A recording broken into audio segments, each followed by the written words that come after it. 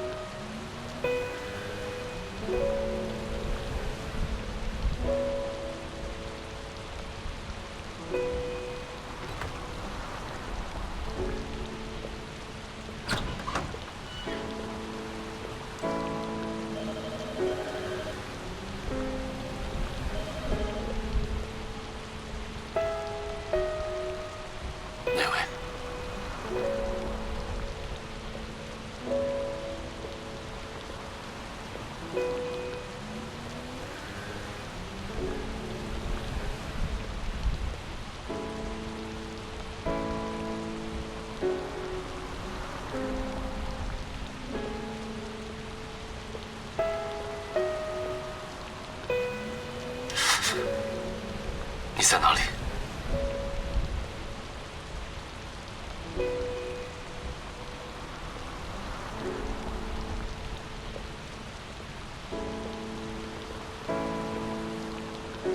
你在那里等我，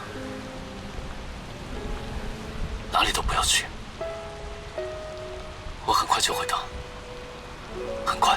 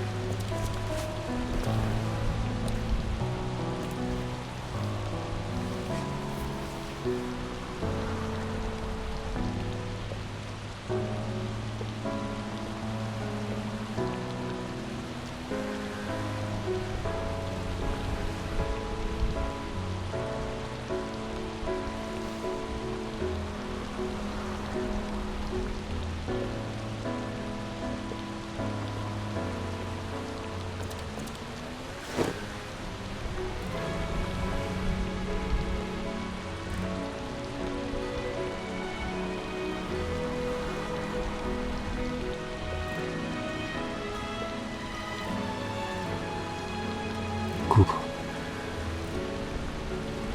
我终于找到你了。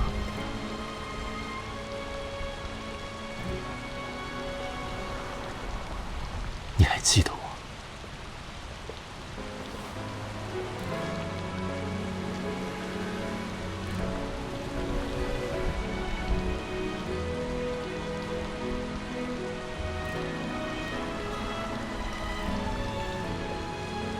好。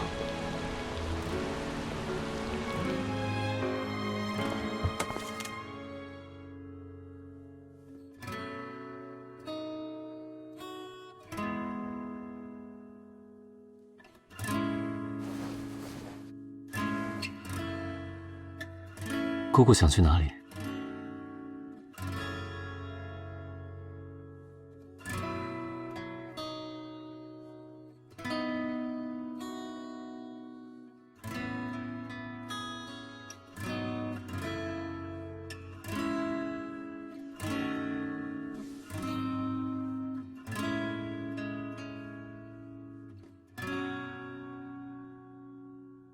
没有关系，你回来就好了。那我们现在去哪里？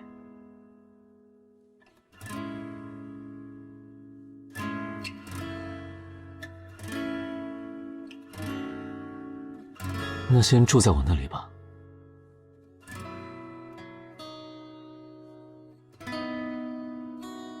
反正我也是一个人住，我们还像以前一样，一起生活就可以了。等你什么时候想搬出去再搬出去。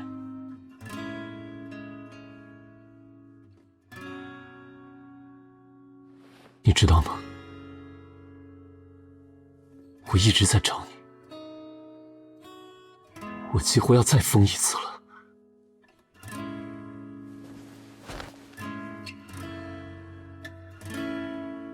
这一次，哪怕是暂时的，留在我身边吧。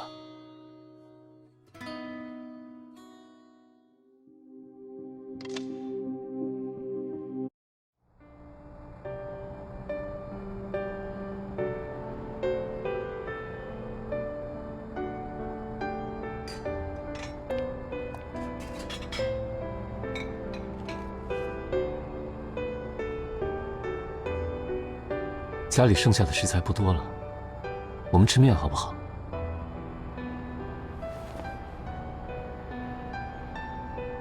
要稍等一下，我很快就做好。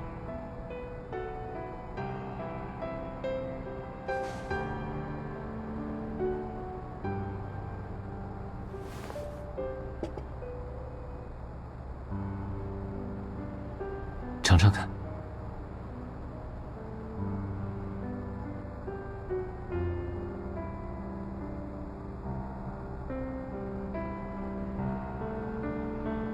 现在不是了。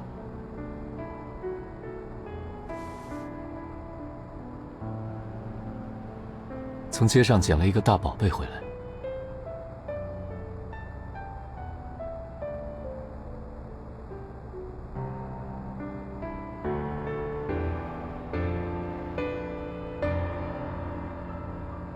有些复杂，一会儿再给你讲。你呢？究竟遇到什么麻烦了？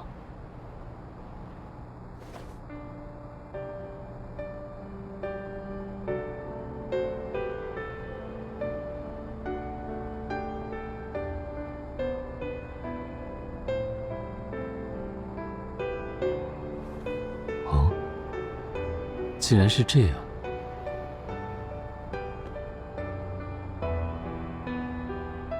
我相信你肯定能解决的。而且我也可以帮你。我现在也在金融领域工作，虽然没办法帮你直接解决这个问题，但提供一些参考意见，或者帮你介绍一些业内人士，都不成问题。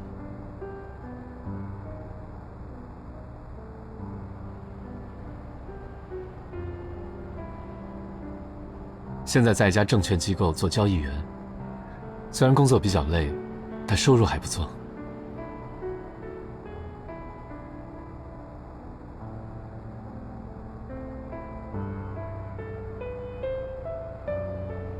暂时保密。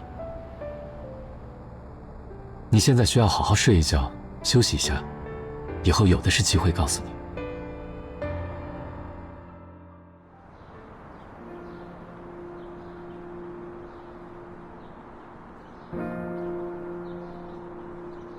你今天准备做什么？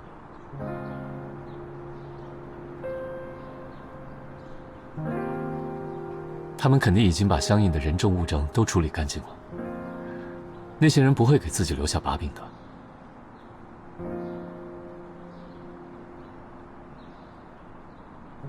要我送你吗？我工作的地方离那家证券公司不远。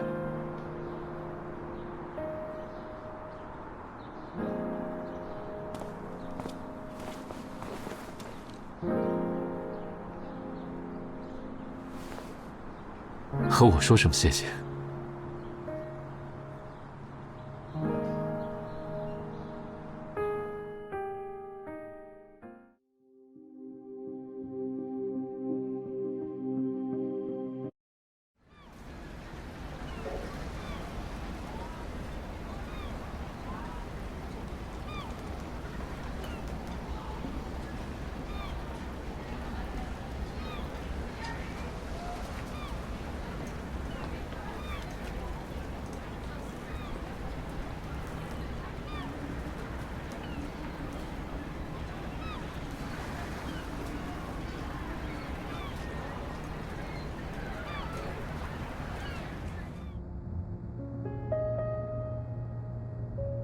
可以吗？我陪你一起去吧。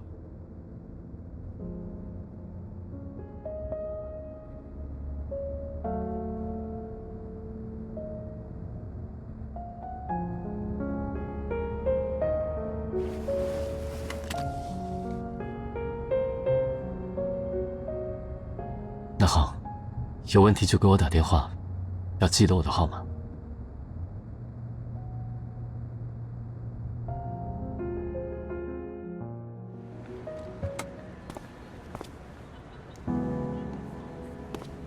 请出示你的工作证件。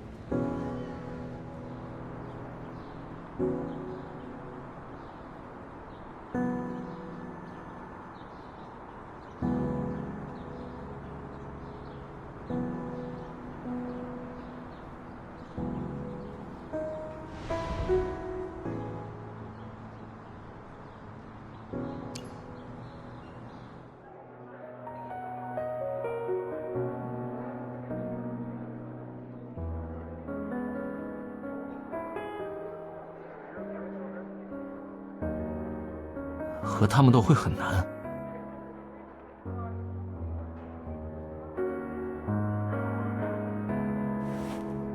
虽然我不清楚内情，但我推测他们至少3个月前就收到了会被调查的风声，并且开始物色替罪羊和捏造证据了。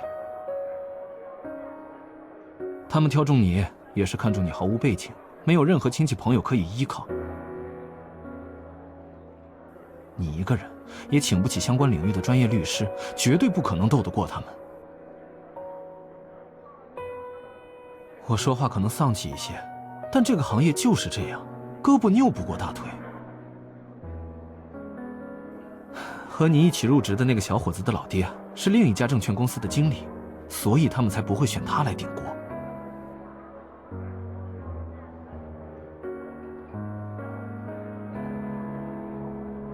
嗨，能做的多了，至少能为你请一位业界的好律师。而且你以为他们做那些事真的能一点证据都不留下吗？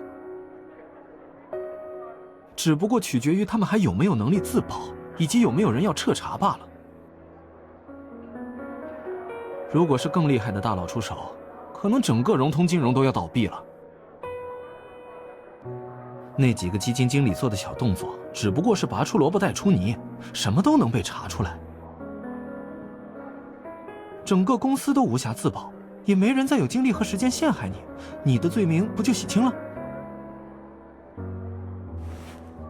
你虽然没有经理老爹，但说不定能在这段时间内找个金融巨鳄做老公，救你上岸呢。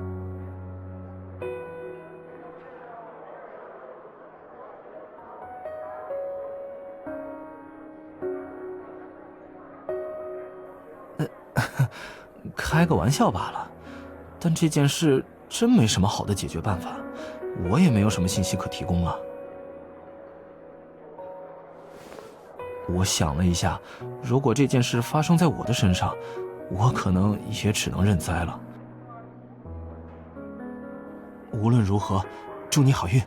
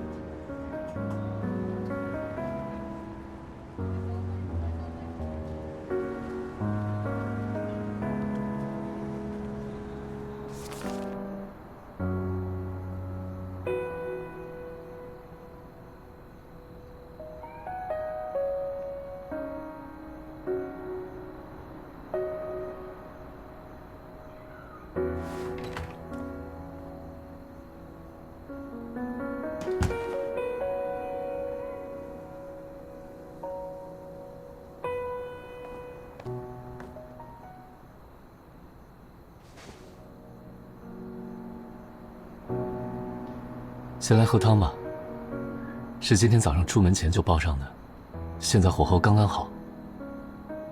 你在联系律师？怎么突然想起要找律师的？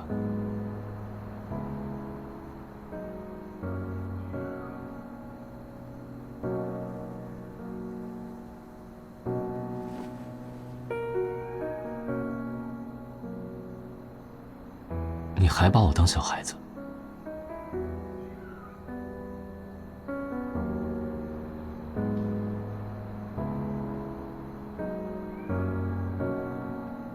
那你会去找一个金融界的巨鳄结婚，求他救你吗？像那个人说的一样。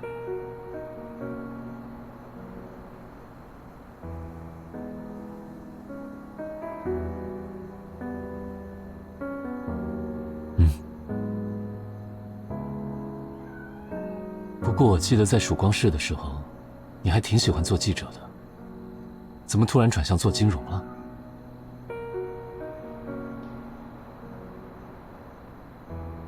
原来是这样。我还在想，会不会那个时候和现在，你用的是两个身份，两个没有关联的身份。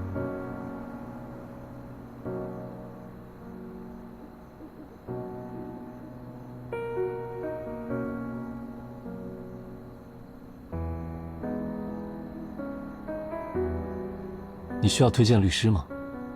因为公司业务往来，我也认识一些律师。如果律师费不够的话，我也可以先付。我的存款还有不少。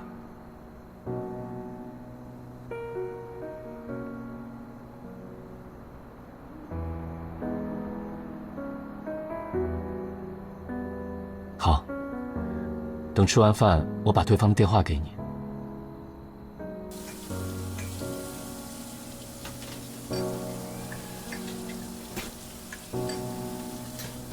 不用太担心。我今天问了一些朋友，也咨询了律师。至少限期之前，我可以把保释金凑出来，不会让你去坐牢的。就算找不到你是被冤枉的证据，我们也可以找律师用各种办法拖延开庭的时间。你还可以像现在一样生活，想做什么就做什么，生活各方面都不会受影响。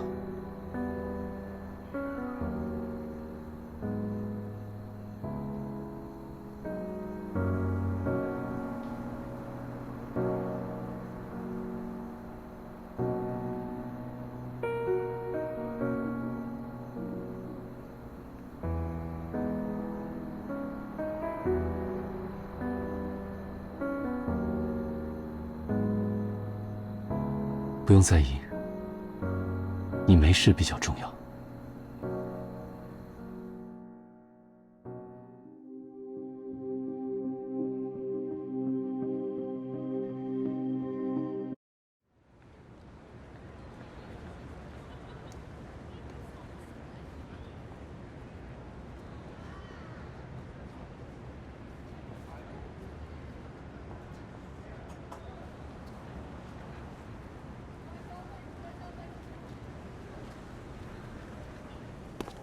你好，我叫郭相。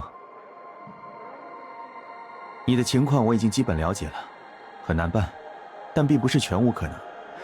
我喜欢做有挑战性的事情。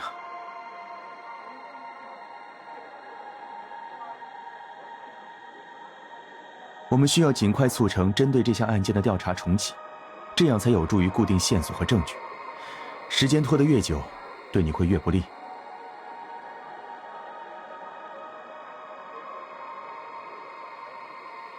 这个我昨天也想了一下，能从你这边入手，拿出有力证据证明之前调查结果有误，申请重启是最好的。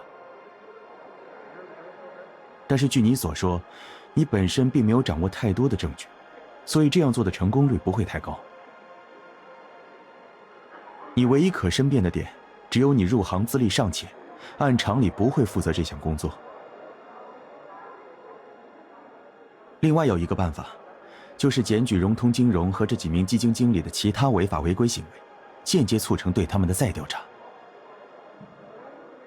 你毕竟在那里工作过，应该知道一些他们的不法行为吧？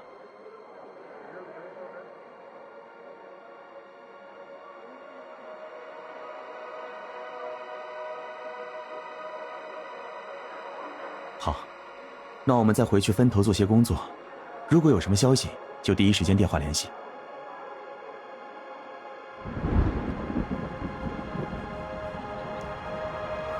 你住在哪里？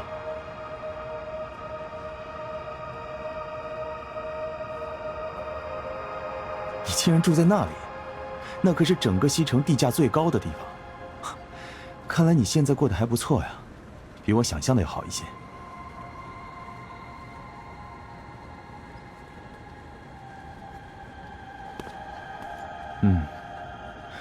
我会想办法尽量帮你拖延开庭的时间，等我们拿到更多你是被冤枉的证据后再开庭。但保释金就要你自己想办法了，3000万，毕竟不是一笔小数目。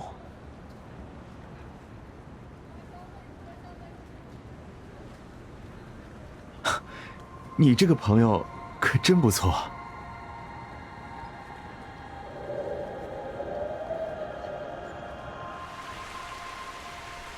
我今天没有其他安排了，现在下雨，我送你回去吧。路上还可以再聊下案子的细节。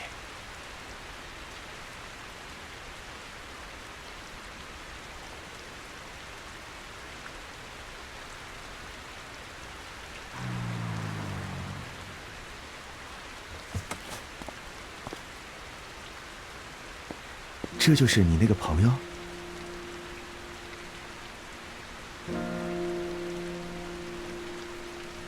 我也想有这样的朋友。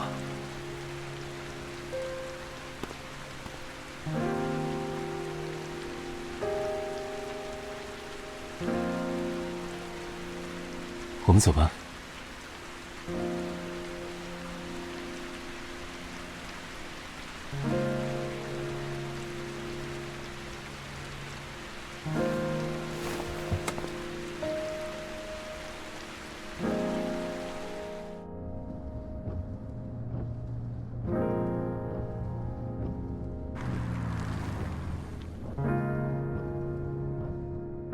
刚才有吃东西吗？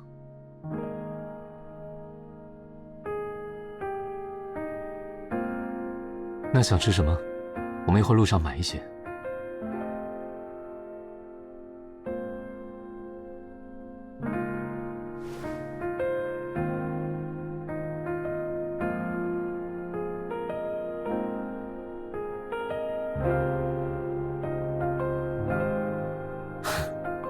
那可就多了。你想了解哪方面的？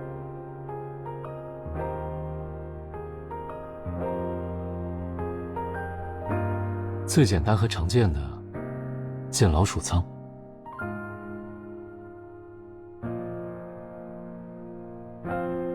基金经理掌握着大量募集资金，天然拥有拉升股价的能力。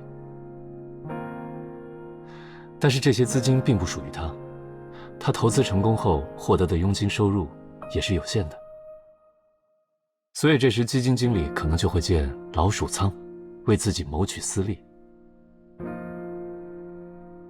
举个例子，一个公募基金的经理知道自己将要用公募资金买入某只股票，那么他可以先用自己的钱先行在价格低位时买入大量的该只股票，这些被囤积的股票就是他个人的老鼠仓。等他所掌握的公募资金入市后，这只股票被大量买入，价格必然会升高，而他就可以在这个时候卖掉先前囤积的股票，清空老鼠仓，从中获利。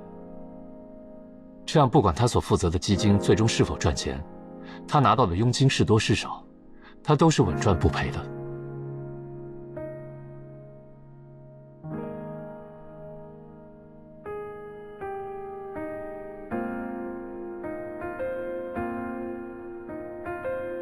你觉得呢？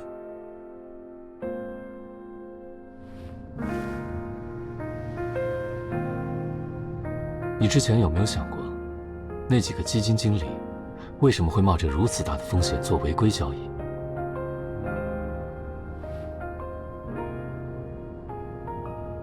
让人甘愿冒巨大风险的事物，背后往往隐含着等同的收益。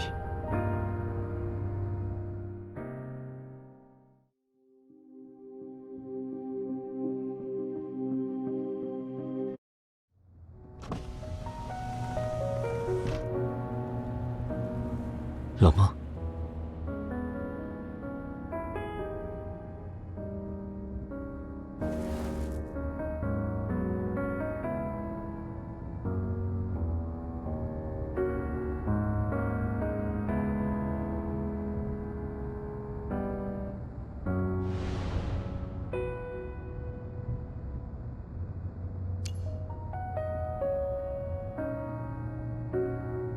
怎么了？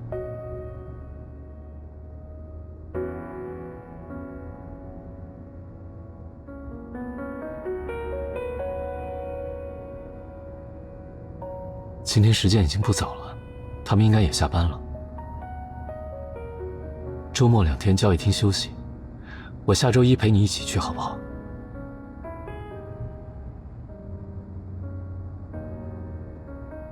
我攒了很长时间的年假，之前一直没有休过，到时候正好能休息一下。所以先想想今天晚上想吃什么，或者我们一起去市场看看，什么新鲜就买什么。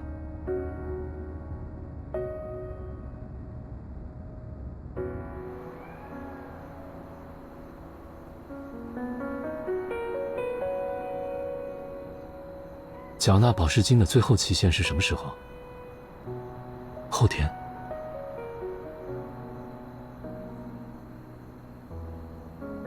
放松一点。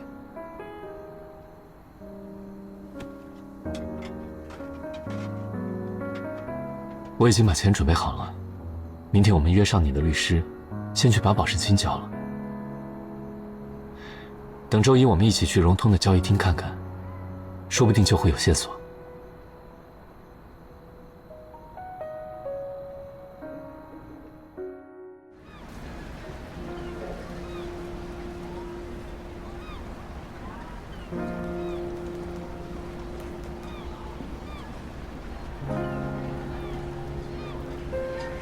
你朋友是做什么的？一下子转出3000万，真是丝毫不带眨眼的。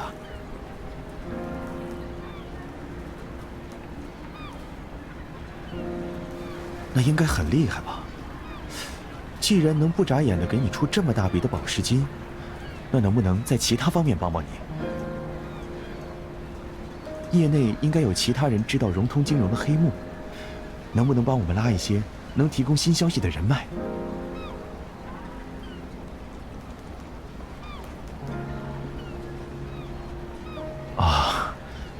这样啊，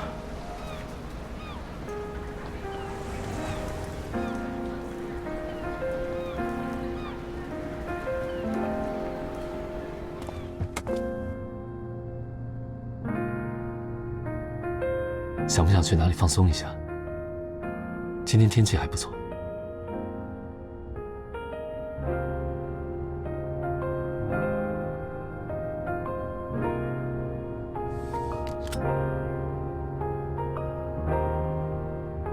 这个郭律师哪里好？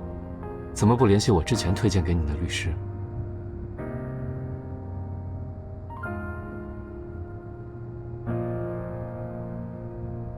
好吧，不过我们晚上出来吃好不好？我今天不想做饭了。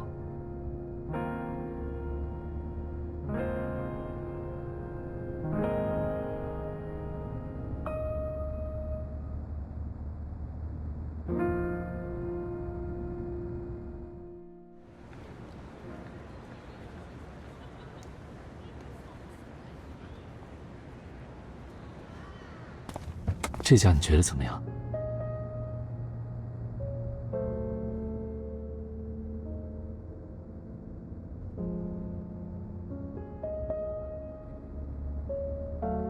你哄我，不过我喜欢你哄我。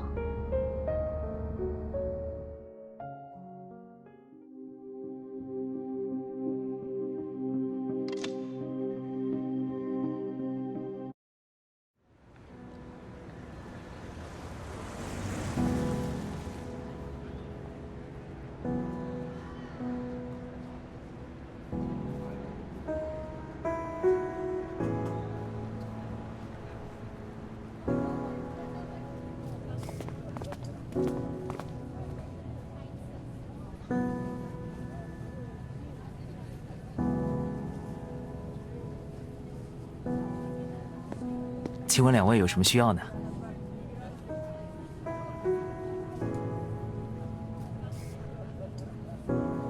是为家庭理财投资吧？您的偏好是什么呢？保值增值还是高速增长？像您这样的家庭，一般会选择比较稳健的投资方式。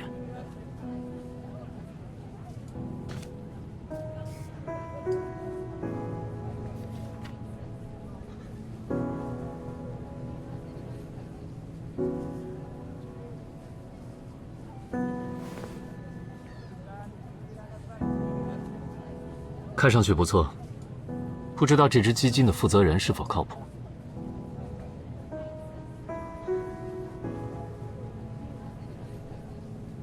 金经理是一位资历深厚的基金负责人，是金融周刊评选出的金牌经理人之一，这已经是他第2次上榜了。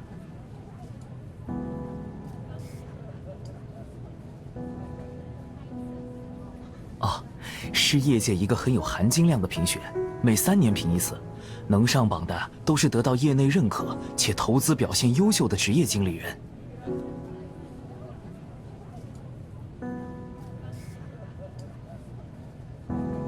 啊，就在上个月。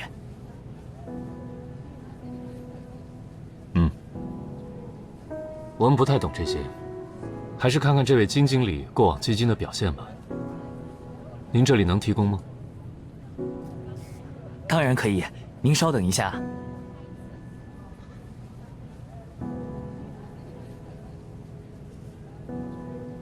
是大客户，绝对有钱，而且对基金不那么了解。我以我这么多年销售的眼光担保，那位夫人的项链看上去像我上次跟客户参加拍卖会时看到的拍卖款。对，您有空可以过来看看。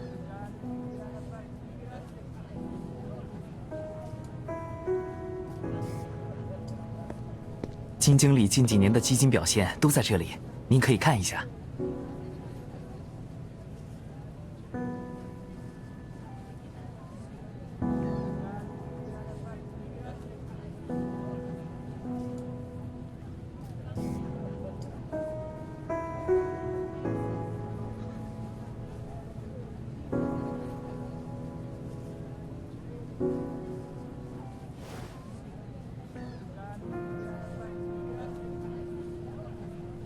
都听你的，你不放心的话，我们就再看一看，或者我们先在这里随便买一点也没关系。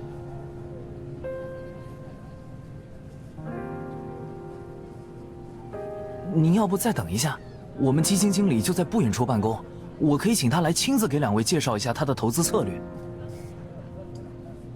或许还能为您推荐一些量身定做的产品。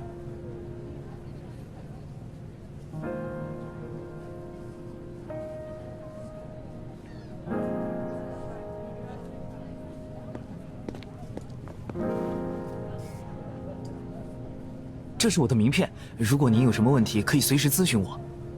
能留下您的联系方式吗？心意。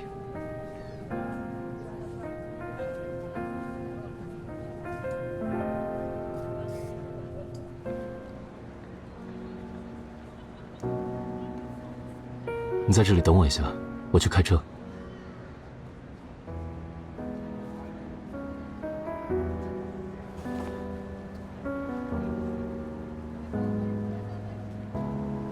你等我吧。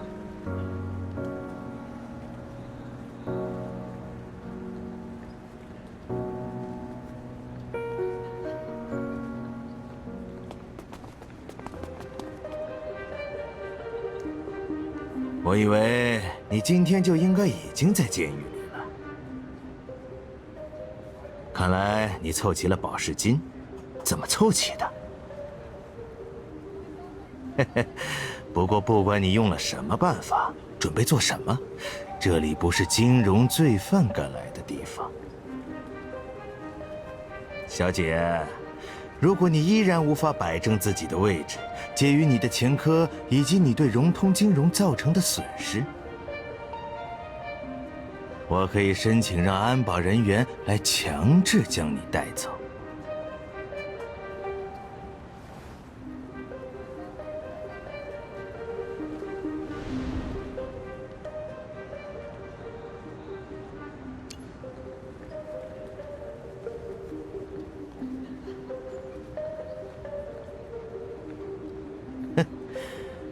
这次我可以不和你计较。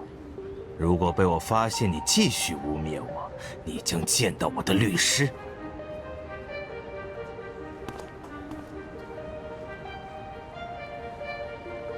事实上，我已经是网开一面了。我手里还有你更多的犯罪证据。如果你跪下来求我，我或许还可以考虑不予揭发。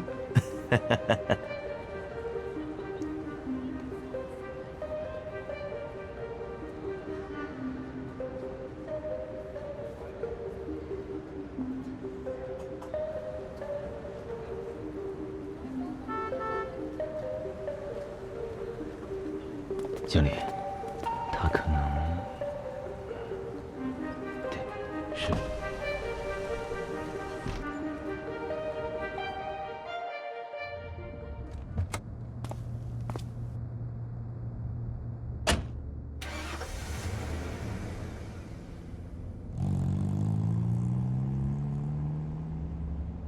很重要，因为金融周刊的评选很有含金量。如果能评上金牌经理，就可以以此进行宣传，获得更多认可，掌控更多资金，事业、名望、财富都可以更上一层楼。但如果榜上的经理人在下一次评选时未能蝉联，所能掌握的资源肯定会有不小的折损，算是滑铁卢了。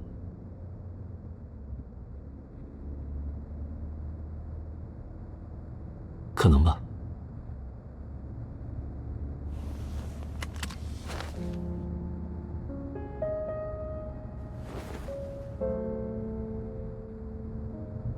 他们怎么能让你这么记挂上心？他们怎么能让你这样委屈？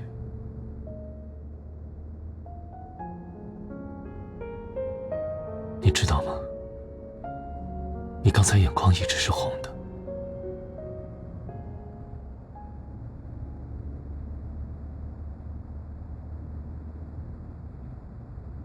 我知道。我只是想让你靠着我休息一会儿。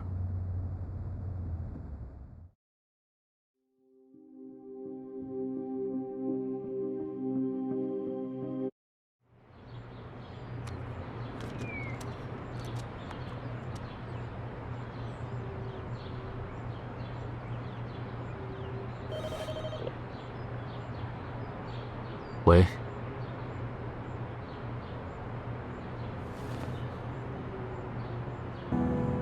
是郭律师。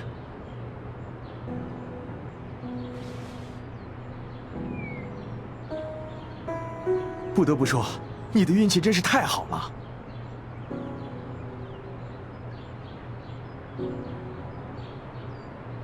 你在家吗？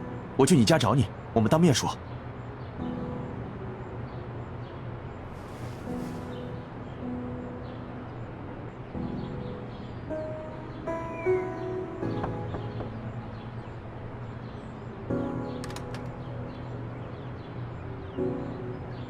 辛苦了，我去泡壶茶。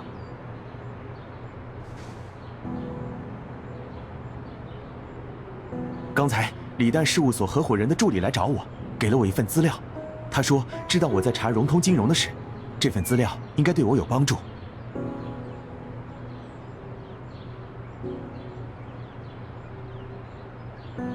是啊，李诞是西大洲最顶尖的2家律所之一，比我现在工作的律所更有影响力。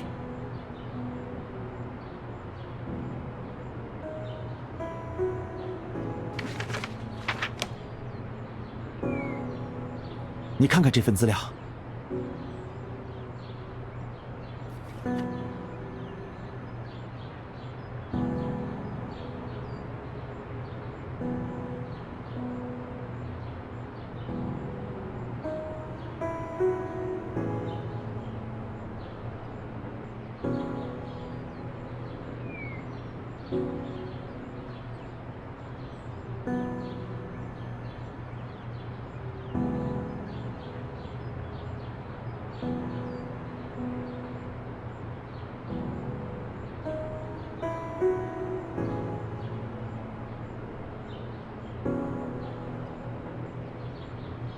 我怀疑是有业内大佬想搞融通金融。我之前一直有听到传言，李诞事务所甚至在负责给复生这种神秘的巨头做法律顾问。但金科特这种人，在他们看来应该只是小人物，他们懒得浪费力气。又知道我正在查，就正好顺手送给我了。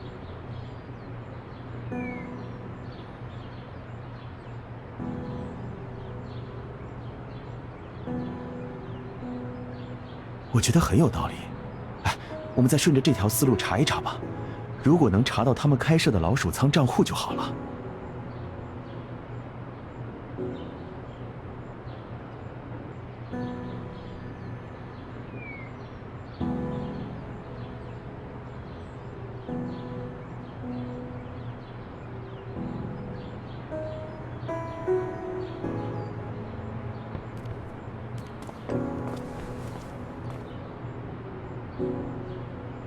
顾律师，最近真是辛苦您了。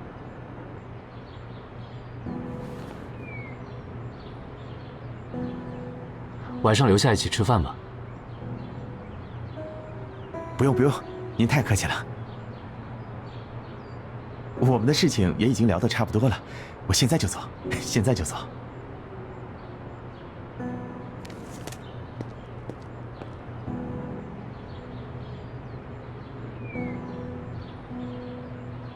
祝贺你有了新的进展。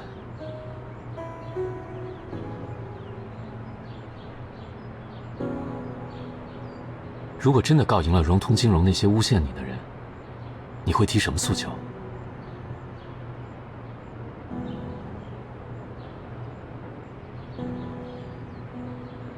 这样就满意了吗？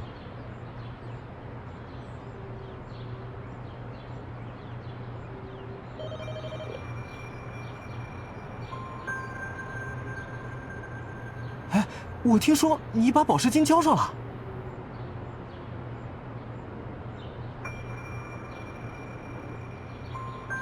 现在融通金融那边都传遍了，好像是从金科特的助理那里传出来的，说你在短短时间内不知道攀附上了什么人，和对方有不正当关系，才拿到钱交了宝石金。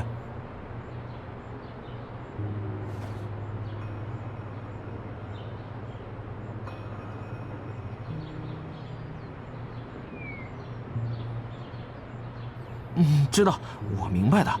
打电话也是想提醒你一下。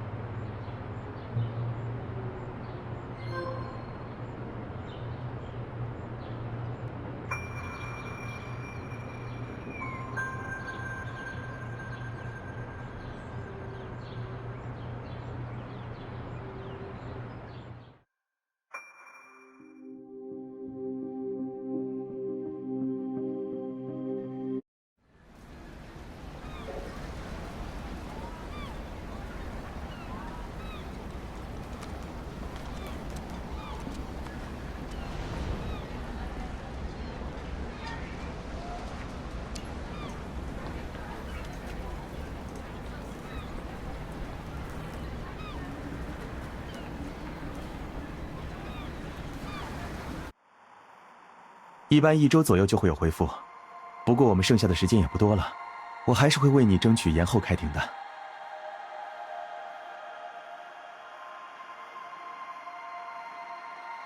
希望一切顺利吧。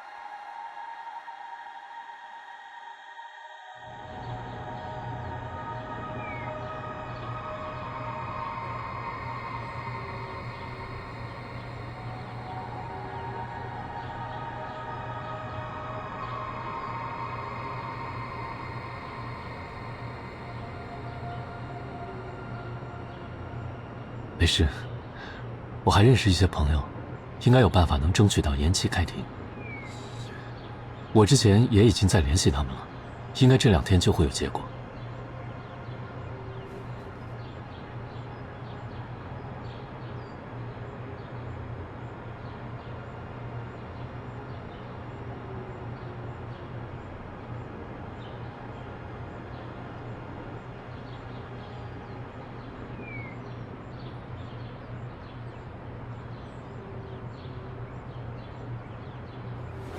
可是我想做那个解决你所有麻烦的人。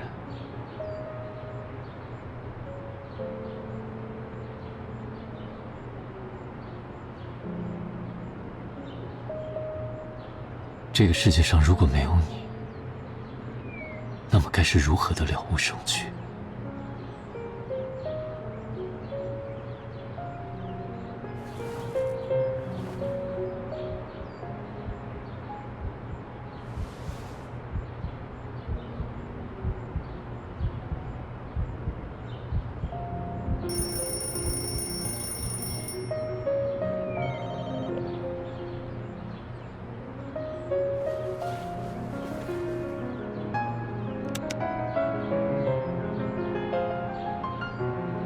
我听说下周就要开庭了啊！哎，祝你好运。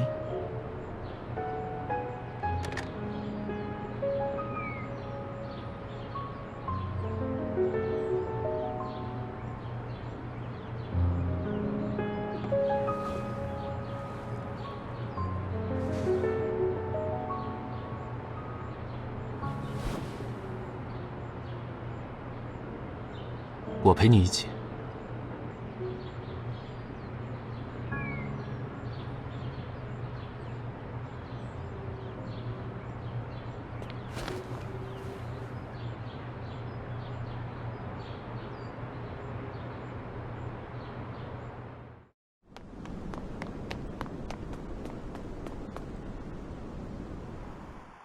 正好，我打你家里电话没有人接，我正打算去找你。你有听说过富生金融吗？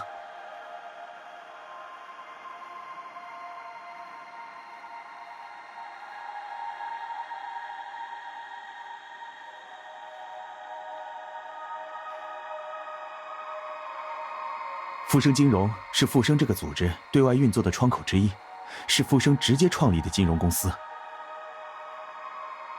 今天我从李诞的合伙人助理那里挖到了一个消息，说是今天晚上有一场宴会，富生金融的负责人会出席。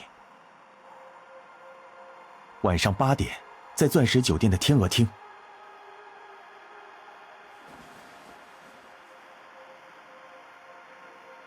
我有听说，之前在搞融通金融的势力，背后其实就是富生。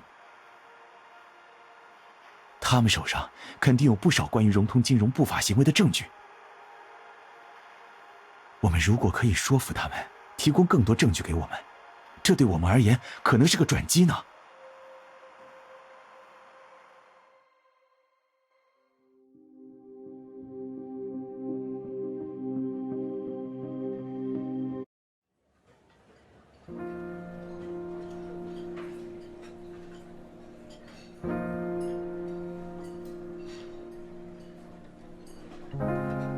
看，那边被人围起来的，就是富生金融的负责人岳先生。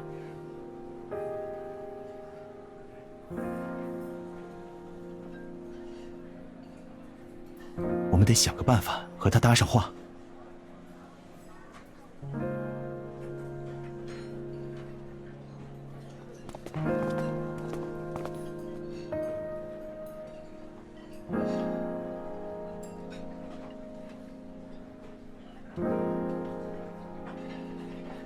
哎，岳先生呢？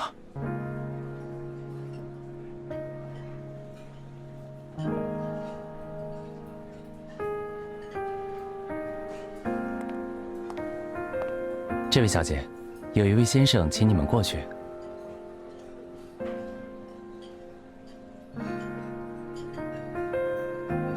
是岳先生的助理让我来请你们的。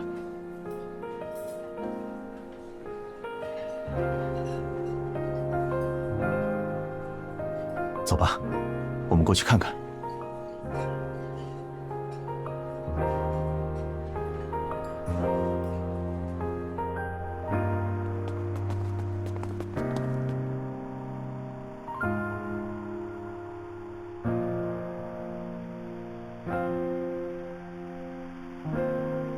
请坐。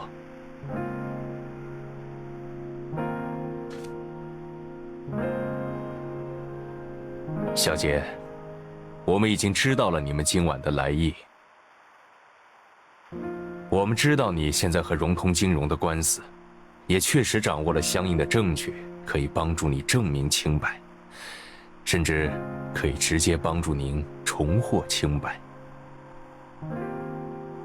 条件是，你要答应易先生一个赌约。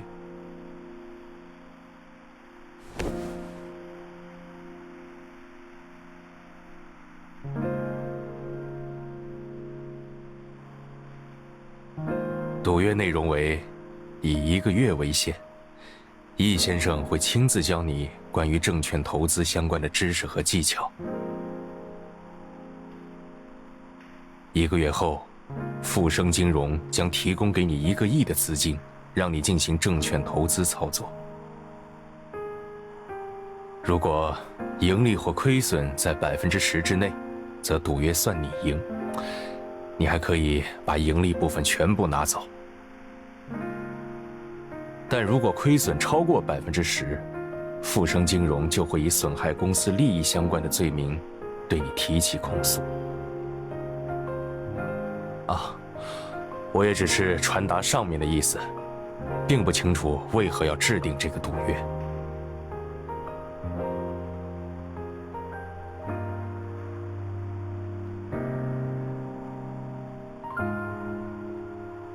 这些都是易先生的要求。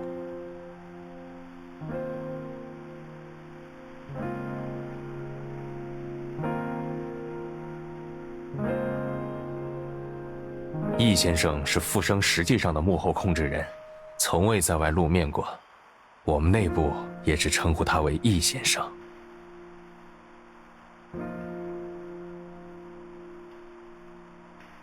易先生今晚也在宴会上，他可能知道了你们的来意，并且有些兴趣，所以才会让我出面来谈这件事。但我也确实不知道易先生的想法是什么，以及为什么要这么做。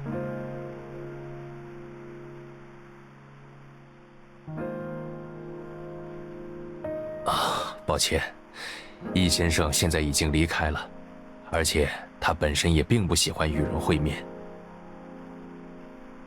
唯一能向您保证的是，除协议里写到的内容，我们不会强迫您做任何协议外的事情。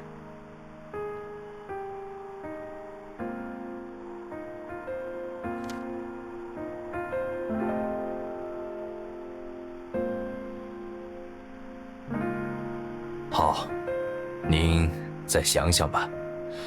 不过，能留给您考虑的时间也不多了。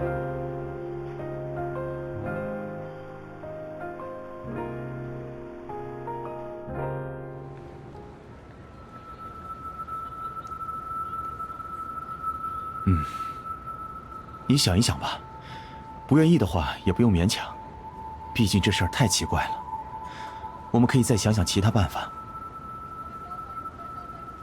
他看起来就像是那位大人物兴之所至之下随心所欲开的一个玩笑。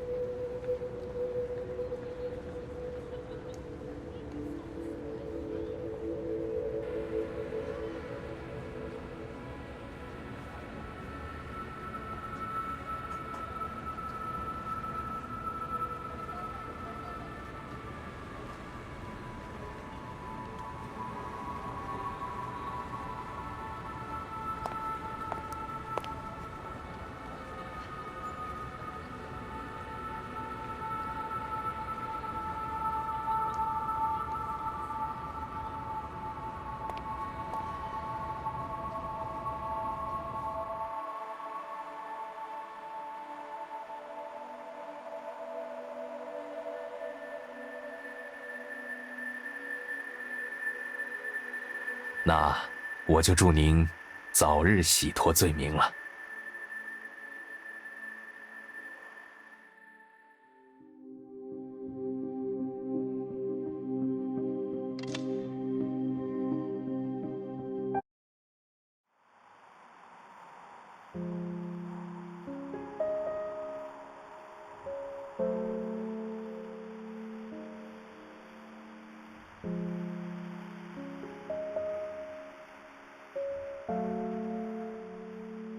晚上有一个应酬，没办法。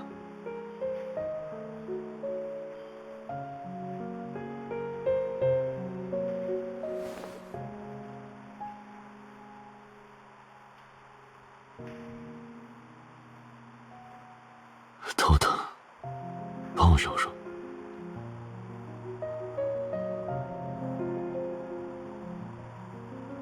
不放。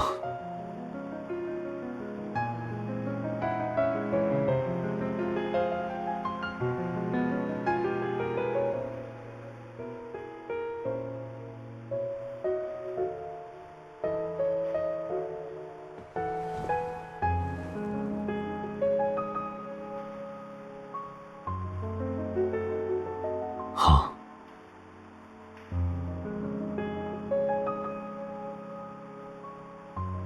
不好。你要看着我，我才听话。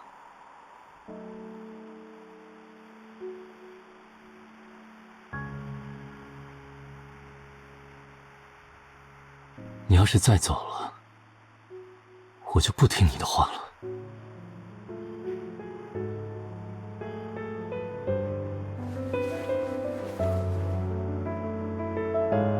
不要再走了，好不好？不要再留下我一个人。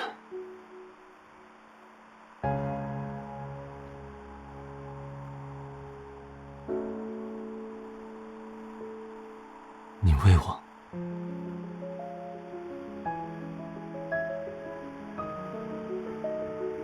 希望你为我。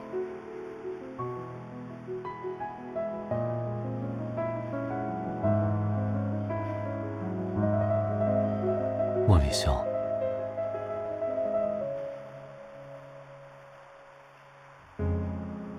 为我。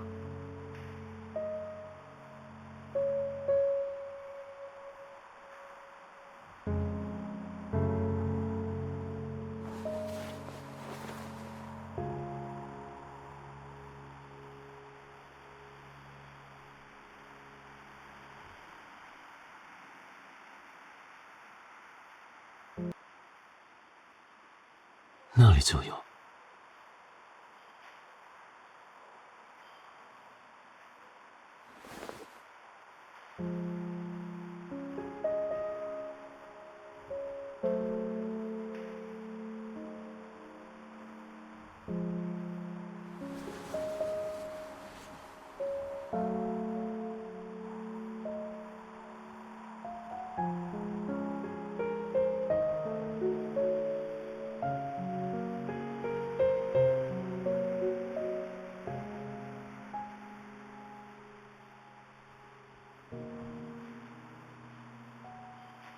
我一直都不是小孩子，从认识你开始，就不是小孩子。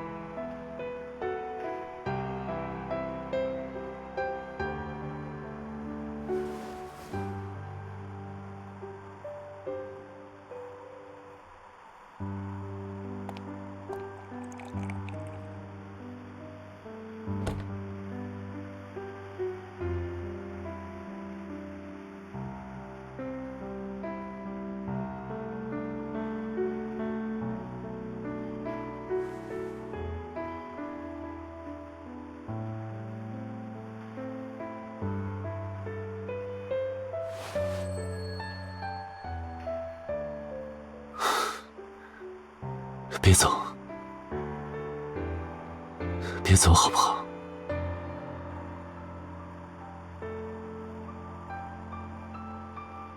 陪陪我，好不好？我会害怕，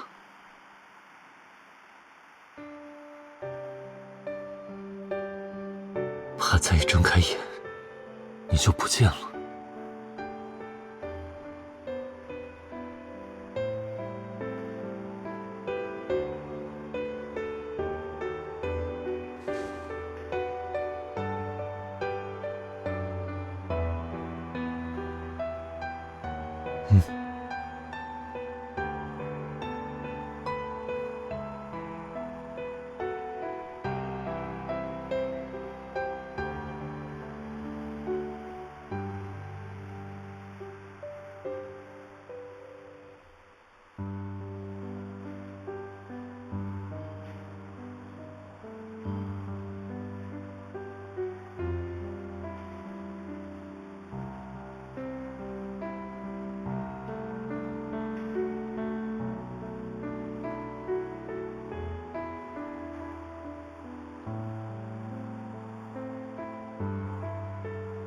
早。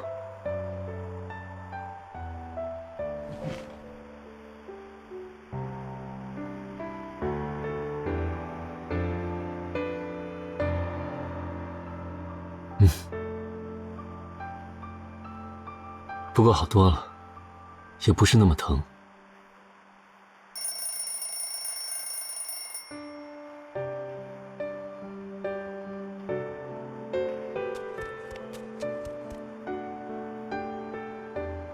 你在哪里？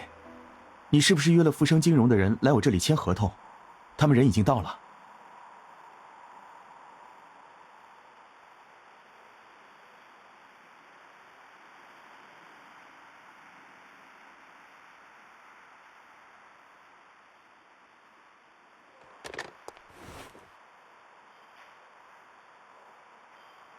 怎么了？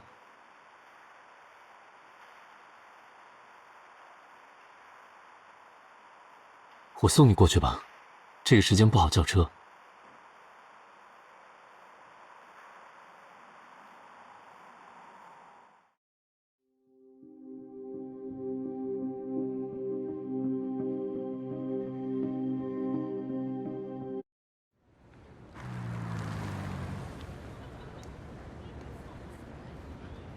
你上去吧，我在这里等你。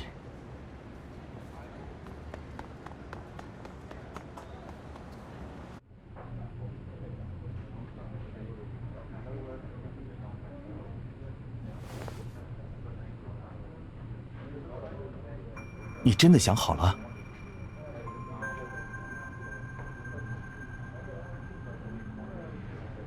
我感觉你朋友好像还有办法，你有和他商量过吗？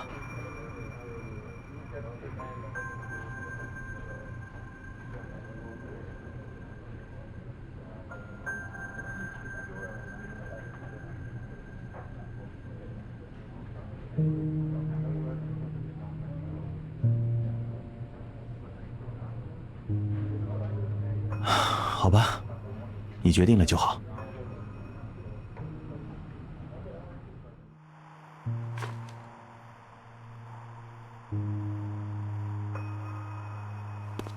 这对您应该有帮助。如果这还不足以帮您解决麻烦，您和您的律师都可以随时联系我的助理。根据协议，我们会帮您完全解决掉这件事。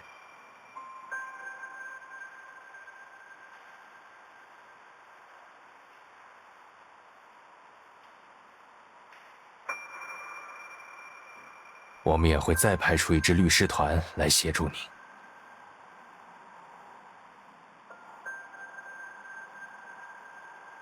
不用客气，是我们应该做的。律师团最晚今天下午就会来联系郭先生。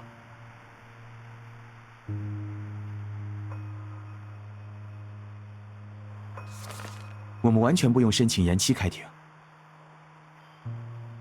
有这些资料，足以当庭证明融通金融和金科特等人的罪行了。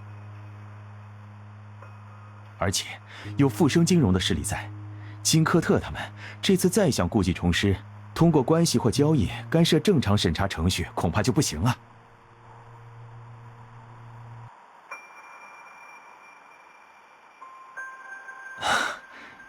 也不用沮丧了。在西大洲，特别是在西城这种地方，你会发现，规则本身就是有话语权的那些人推动制定的，而且，他们可以收买各行业最精英、最有影响力的人来为他们说话。他们甚至可以巧立名目，把违法的粉饰为合法的，把清白的诬陷为有罪的。我们想靠自己的力量对抗融通金融这种势力，本身就很难。不过，我还是相信，规则会逐步完善，罪恶和真相都会有大白的一天。个人的力量可能微弱，但总要有人为公义张目，所以我才会选择学法律啊。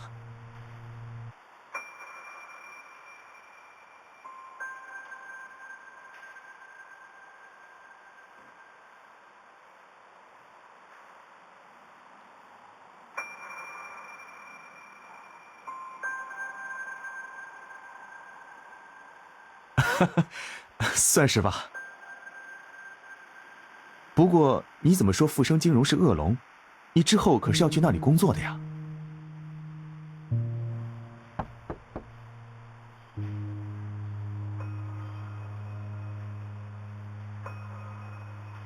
哦，请进。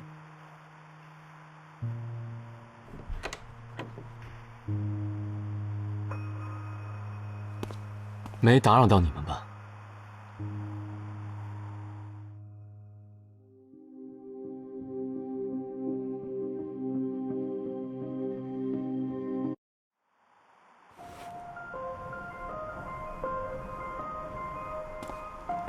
没，你来的正好，我们刚聊完。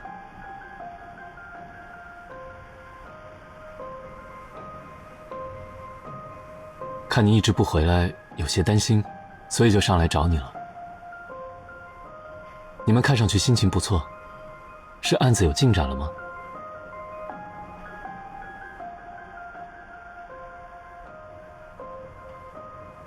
好了，你们快回去吧。新来的律师团的事先交给我就可以，我可以和他们进行初步的接洽。你们快回去休息吧。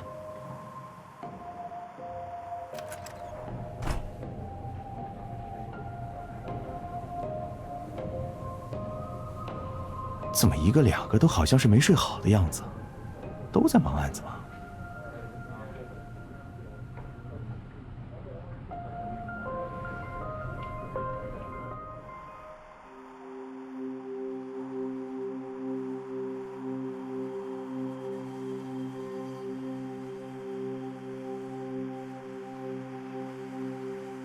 怎么突然问这个？我就在富生金融旗下的时代证券工作啊。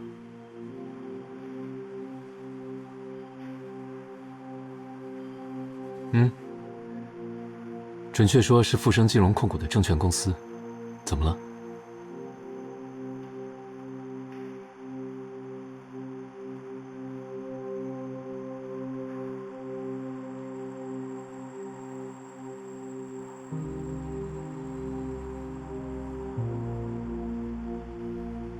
你答应了吗？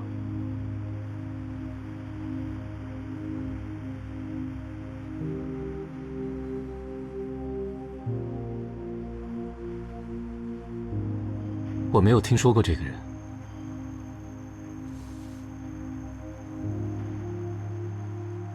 不过既然已经答应了，就没必要再忧虑了。反正现在也改变不了什么。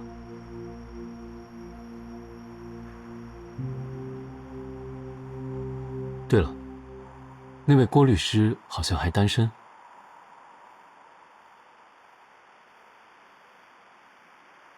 我看你和他还挺聊得来的。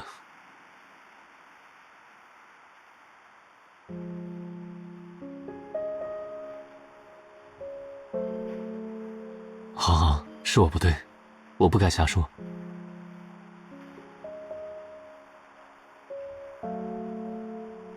我只是会忍不住有些嫉妒。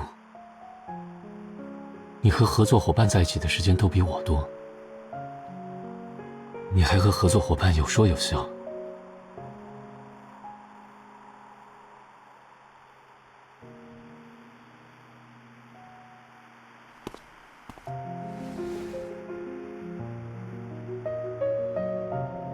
我就想你所有的时间都用来陪我，我想做你最重要的人。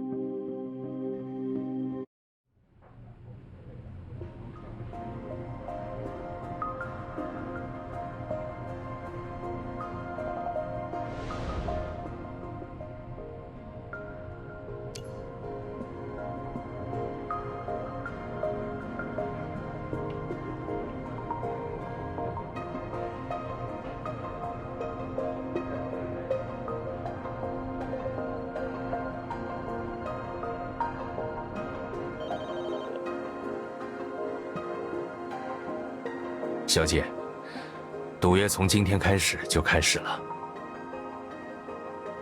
麻烦您今天下午2点到钻石酒店1100号房，易先生会在那里等您。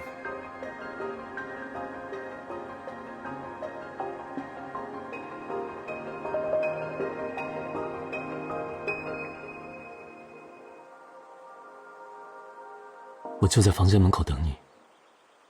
如果遇到危险，你在里面弄出点动静，我就冲进去救你。如果你太长时间不出来，我也会进去找你。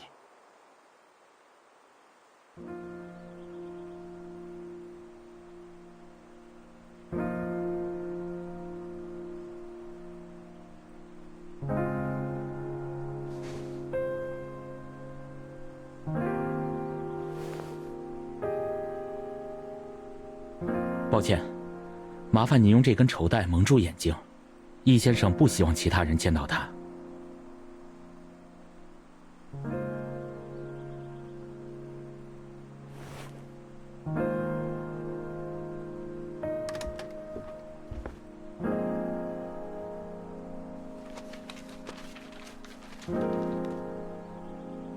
根据我得到的资料，其实你进入金融行业并不久。那我们先试着从一些最基本的理论讲起吧。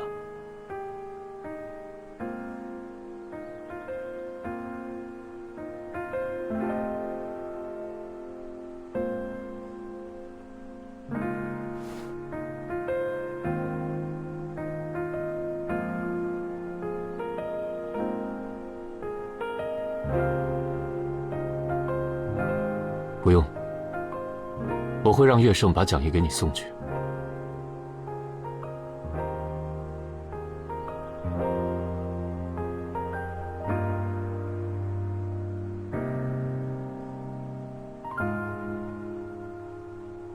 这种投资还是需要实操。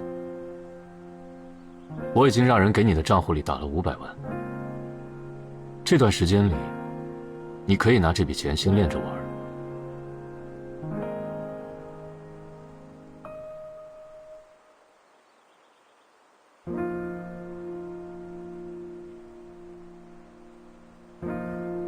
今天就到这里吧，下次的时间，我会让人再通知你。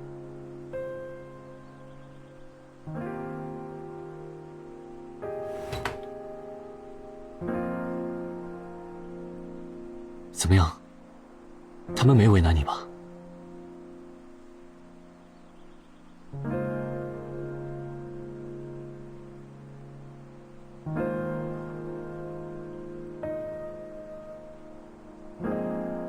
那你回去讲给我啊。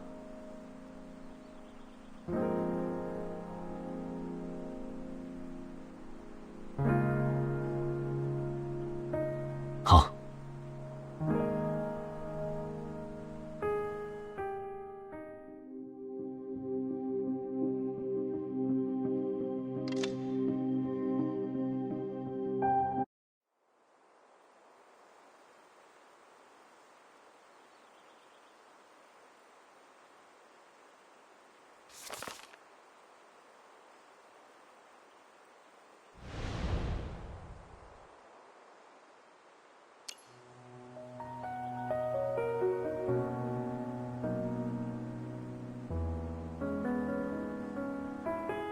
你学的还挺上心的。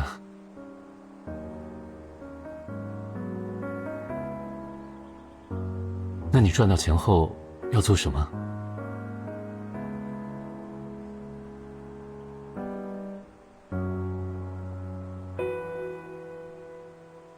给我。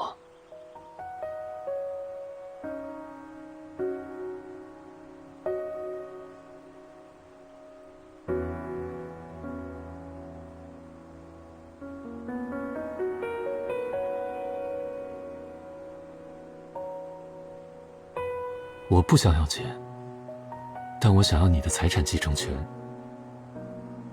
也想给你继承我的财产。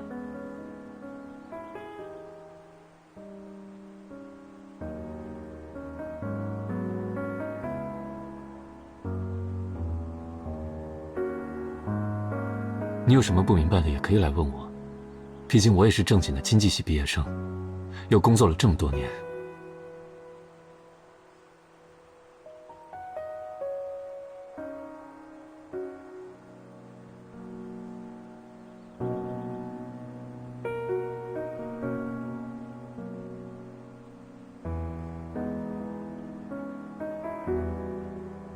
太保守了。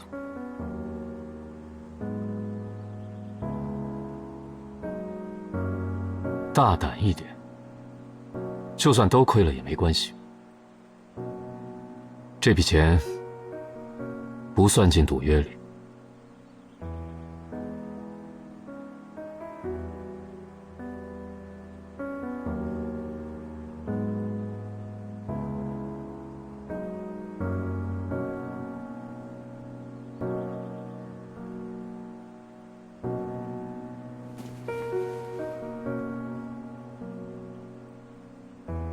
为什么？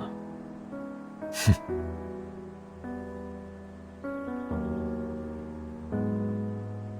因为喜欢吧。好了，今天就到这里吧，早些回去休息。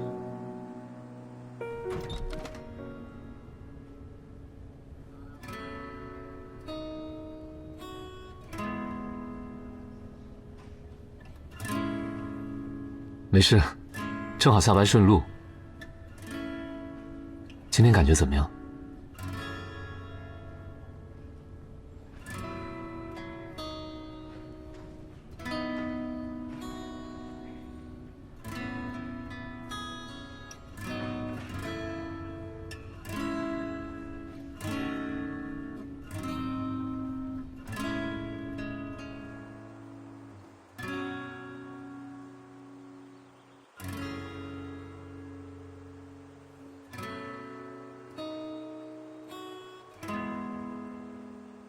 我见每次都有人来接你，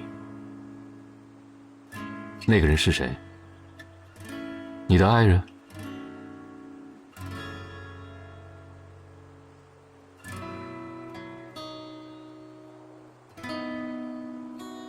不是爱人吗？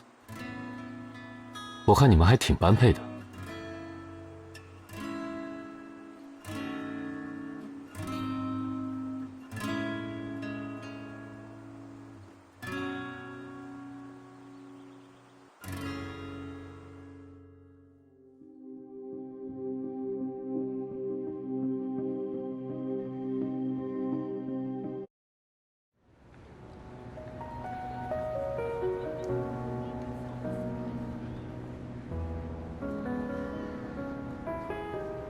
今天是西大洲的情人节，这些年人们热衷于过情人节，所以商家也都趁机做活动。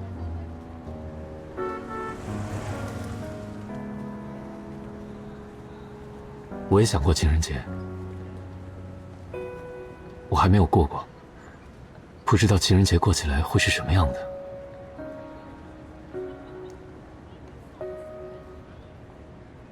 不想找。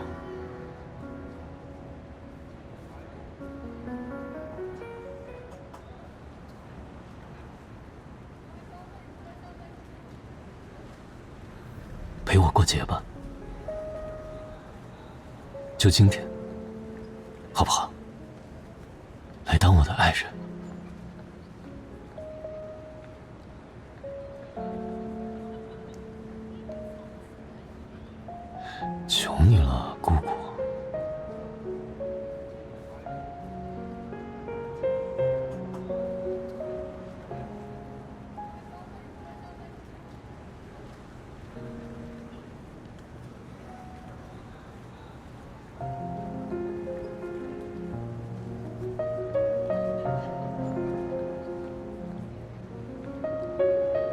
那就这样说定了。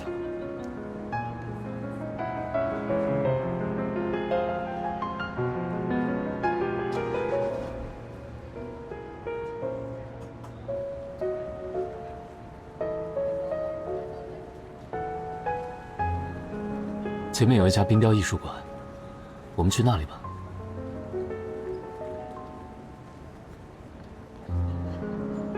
我昨天看见他们的宣传海报，说是今天情侣双人通行，1人免票。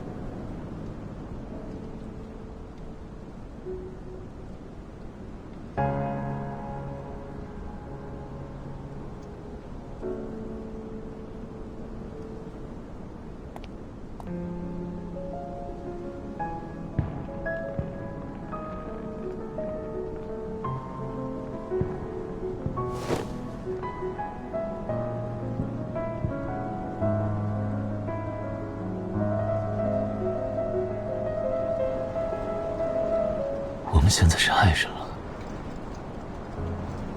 所以我可以光明正大的吻你了。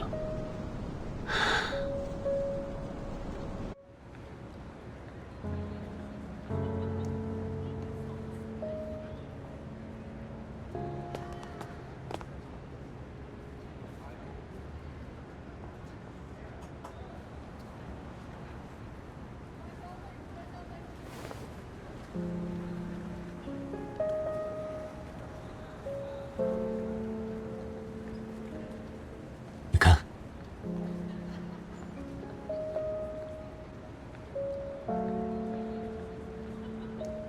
他们都牵着手，我也要。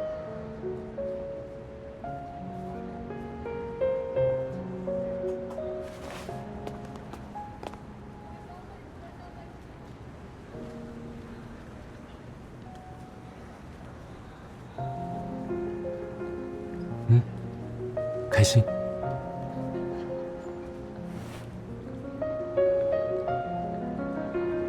我以前看过一个故事，大意是讲每个人都是一个残缺的圆，终其一生都在找自己的另一个半圆。你在的时候，我就感觉我缺的那一半终于被补上了，所有的残缺都不复存在。余生只有圆满。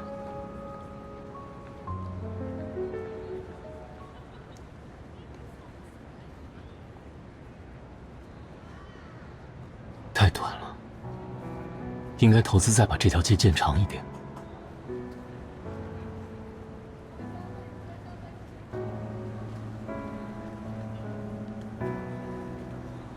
等你赚了给我，我就有了。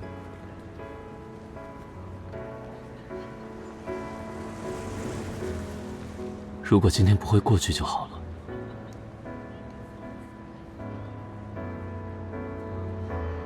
还有12分钟。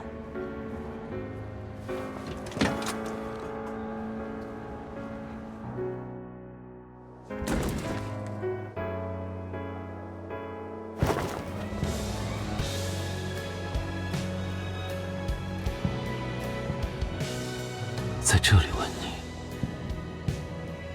可以吗？还有9分钟。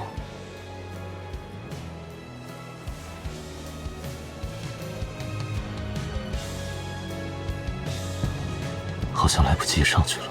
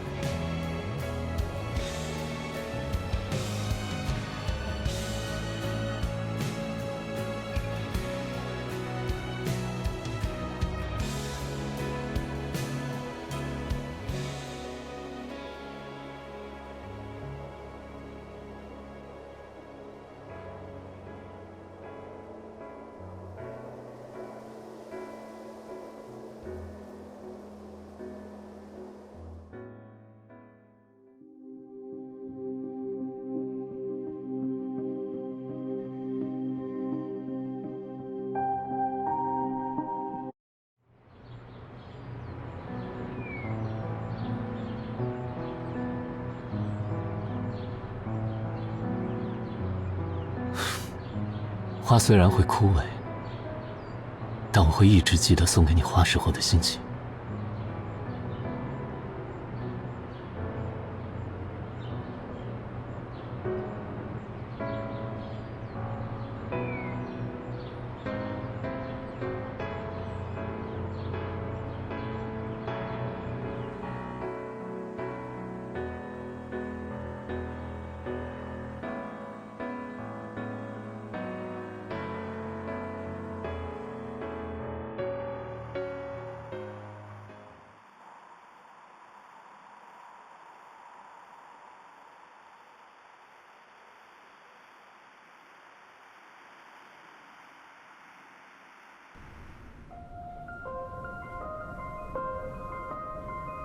赌约持续期间，我们会以富生金融的名义雇佣您，相当于您是在为富生金融工作。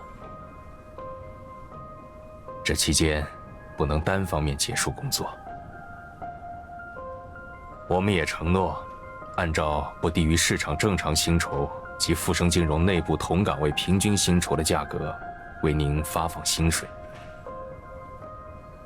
我们给您提供的岗位名称是投资经理，赌约所需用到的1亿资金，放在您所操控的公司账户里。其他细节规定都列在了这份协议条款里，您之前签过了，可以回顾一下。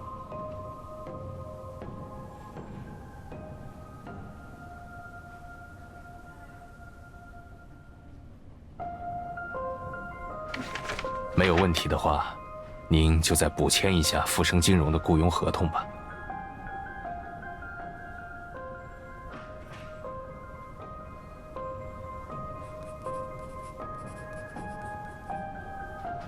好，没有其他问题的话，您明天就来入职吧。赌约以1个月为限，1个月后我们会根据您管理的资金盈亏情况判定输赢。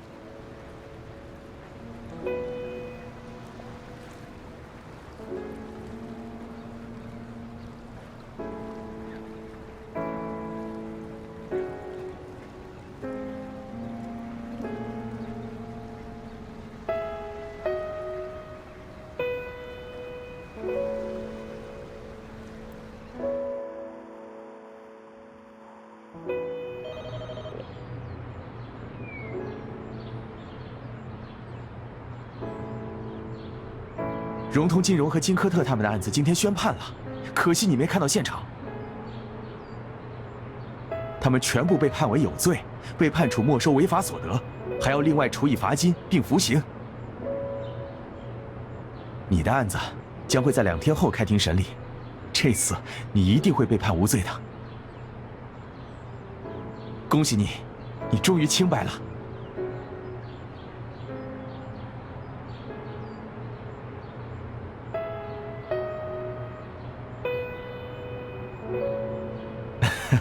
没有了，真靠我的话，可能现在还没办法帮你讨回公道。主要还是靠你那位朋友以及富生金融在关键的时候起了作用。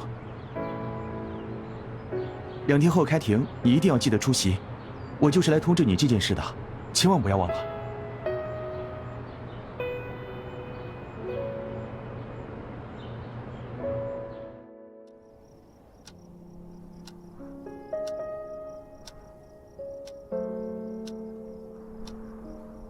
不用难过，这个结果说明这一切都是对方谋划好的。以我们现在的能力，很难改变结果。即使重来一遍，事情还是会按照对方的计划发展。不过图穷匕见，我们到这个时候就能看清楚对方的目的是什么，也好有相应的应对。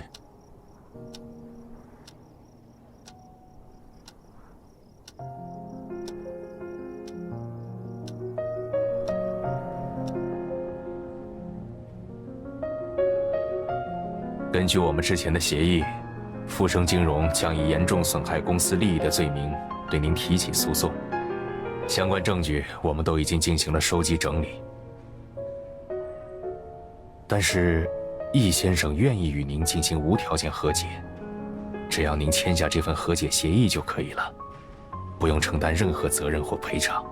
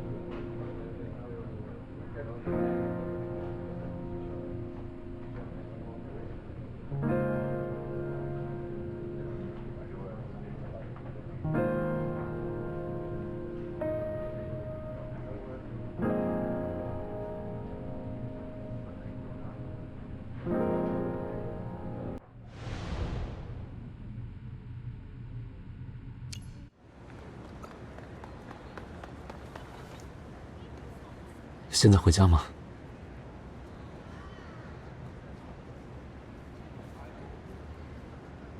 那你要去哪里？我送你。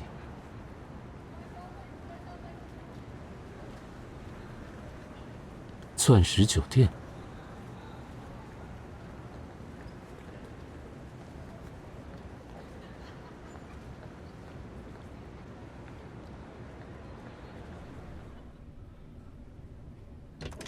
好，上车吧，我送你过去。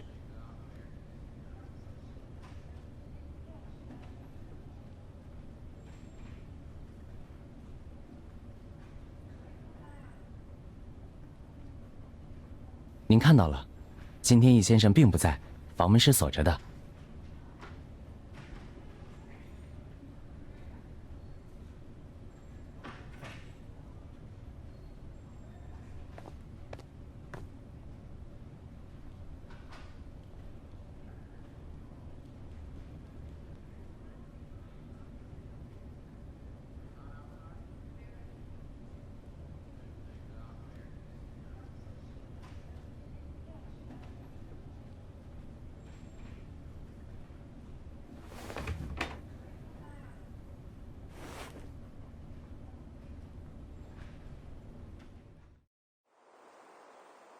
请稍等一下，易先生正在来的路上。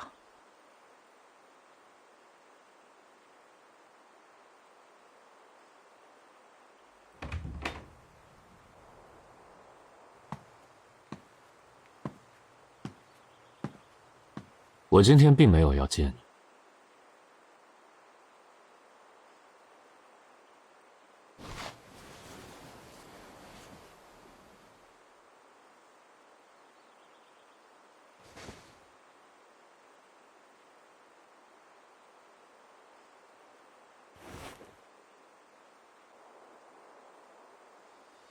你做什么？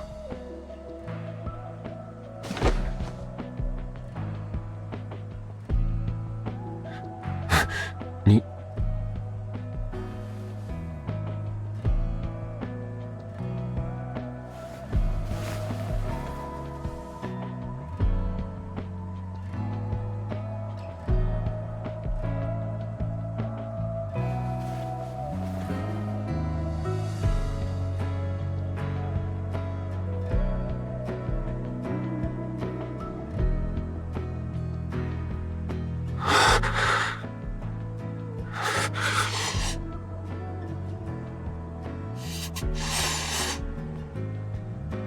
你要做什么？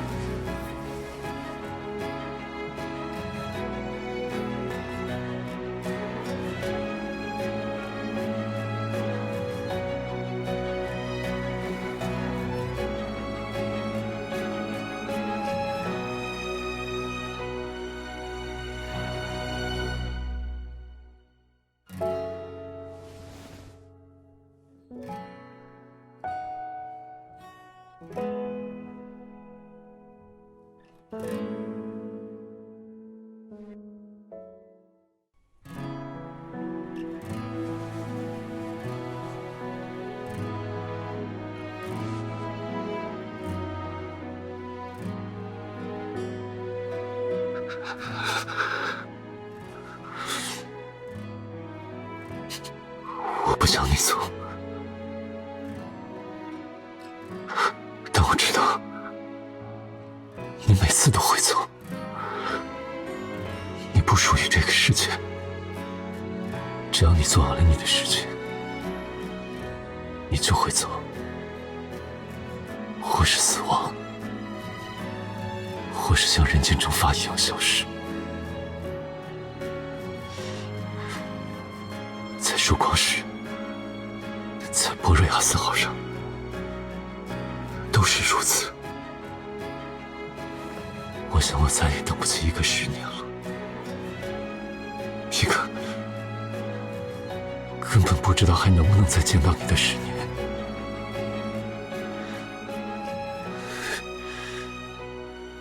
我想要你留下，只有一个办法，就是让你永远完不成你的任务。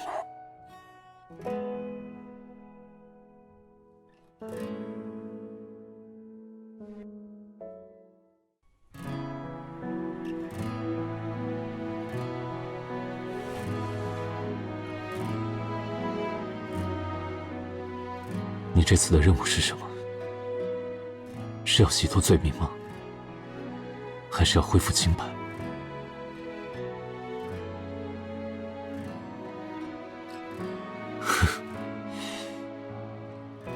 我原本想，那就一直拖着，让你永远完不成任务就好。可是我又看不得那些渣子欺负你，我不能忍受别人欺负你，那不如就让我来欺负你。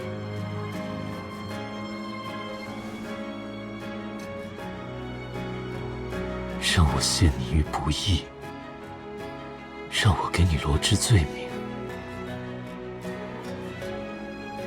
你将永远无法脱身，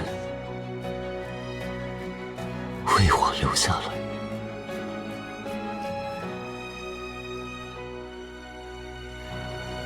不，我失败了。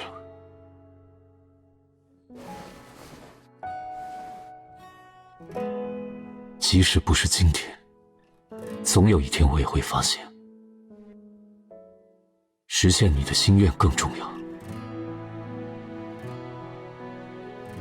我愿意放弃所有，包括你，来实现你的心愿。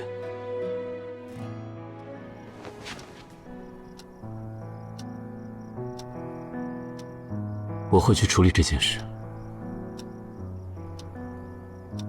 这一切都是我有意为之的设计，你没有罪责，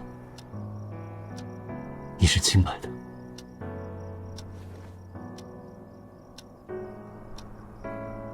你会怨我吗？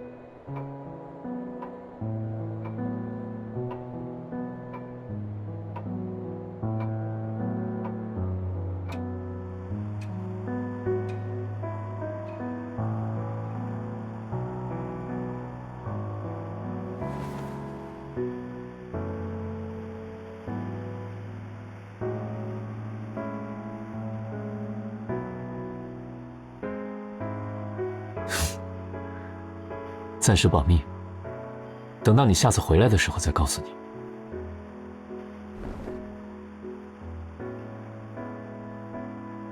所以你呢？你要离开了吗？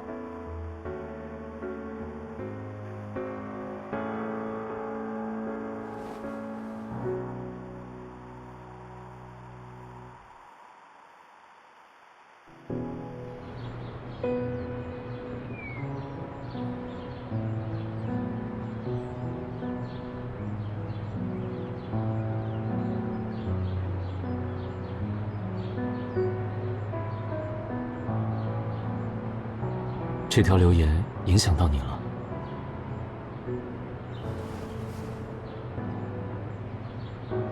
其实应该还有更简单的办法。这条留言的内容是什么？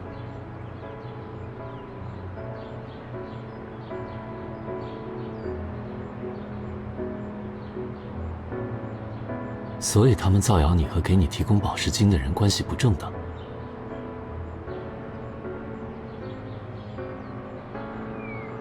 这种谣言想全部澄清会比较麻烦，所以你只要先澄清你和给你提供宝石金的人关系正当就可以了。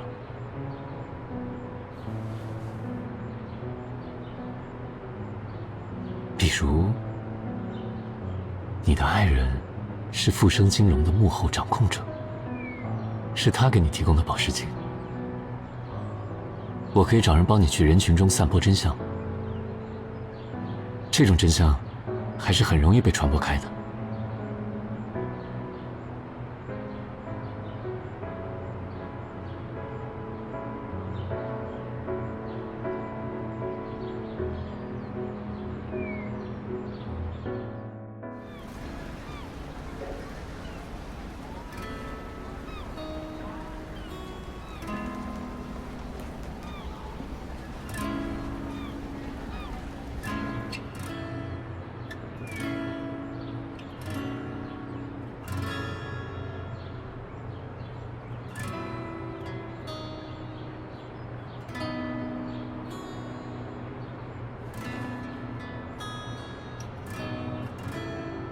别让我等太久，我会去找你的。牛郎去天上，历经了许多考验，终于找回了他的织女，不是吗？